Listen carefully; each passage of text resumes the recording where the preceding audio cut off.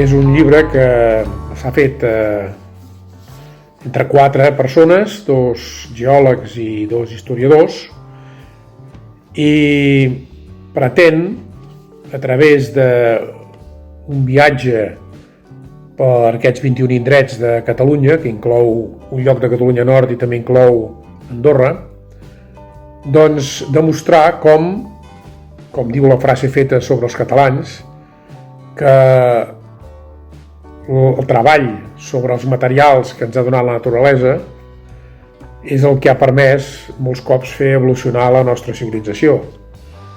I això va des dels temps prehistòrics fins a l'actualitat. En molts d'aquests casos es desconeix que hi ha tota una xarxa de centres museístics, centres d'interpretació perfectament visitables, alguns d'ells sorprenentment interessants, i que probablement pel fet de que és un turisme que es mou entre el turisme de tipus científic i industrial i diguem-ne no està vinculat directament al paisatge, perquè estem parlant d'elements geològics, a vegades queda com una mica, diguem-ne, ocult.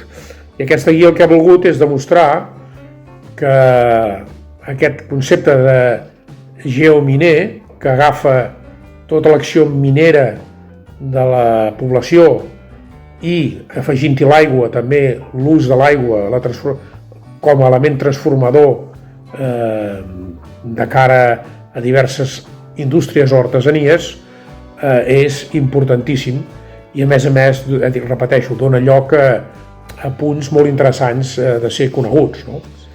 La idea fonamental és acostar-nos a l'important patrimoni geològic i miner que té el nostre país, Catalunya. Catalunya ha sigut i és encara una potència minera, i això és un fet molt poc conegut. A l'actualitat encara hi ha 700 empreses que es dediquen a les explotacions mineres.